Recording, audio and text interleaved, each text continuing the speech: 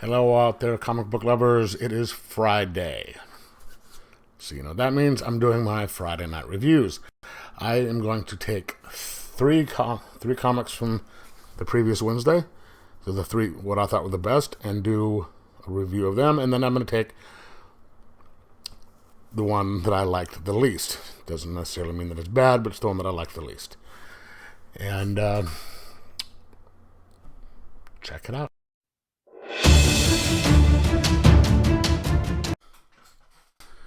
All right, now on to the third best book that I picked up this week, and that would be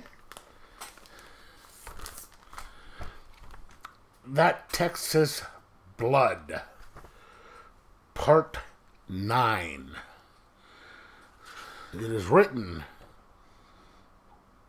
by Chris Condon and Jacob Phillips. It's titled Eversol 1981. Last issue, I think, was the first of the new arc. You have someone who's disappeared, and there's a private investigator who's coming to town looking for somebody from LA who has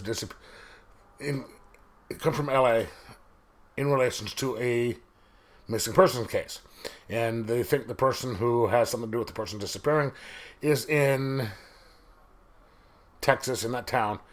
It has something to do with a cult, and they also had some people. This town actually had some people disappearing back in the day as well. And so the sheriff and this guy, even though the sheriff really doesn't believe him, start looking into it. And this is all being done. It's all being told in past tense by the sheriff to his new partner, getting her up to date on what happened back in the day. Because this happened, in 81. And so there's a good bit of kind of back and forth between the sheriff and the PI. So, why should we go out there? We can't, sure, this is supposed cult stuff. And they go out to the house and talk to this guy, and he's like, oh, just because I'm from LA doesn't mean that I know everyone from LA, typical excuse. And then the person that they said was missing is right there, and she was there willingly.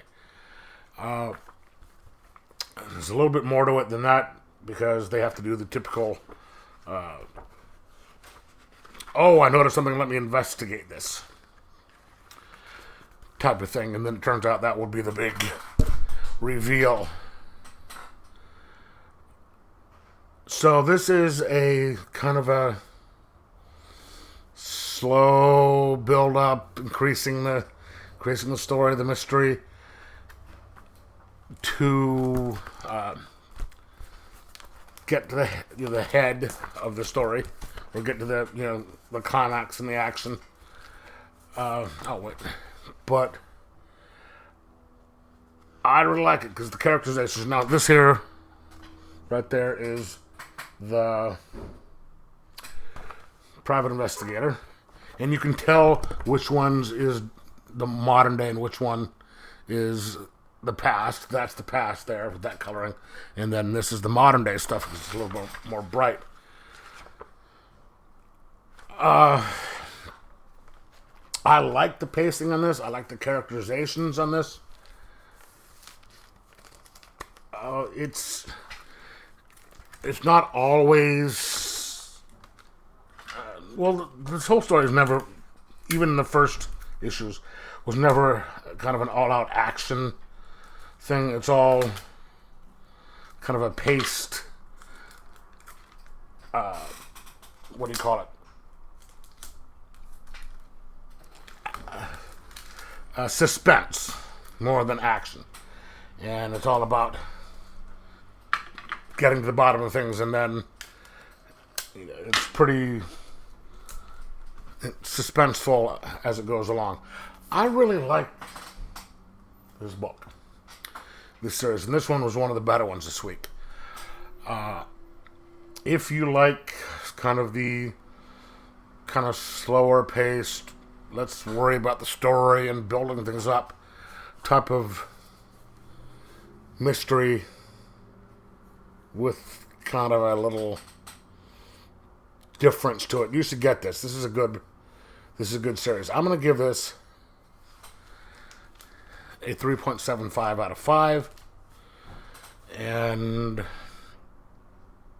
say, yeah, since the first arc is already out, I'm sure it'll be coming out in trades at some point. So I recommend getting the trade on that one and then just start picking up the floppies. I think it started with either 7 or 8 on this one. So pick it up. You won't be disappointed. Anyway, have you read it? Let me know if you did in the comments below and what you thought of it. Like, subscribe, and most of all, enjoy your comics.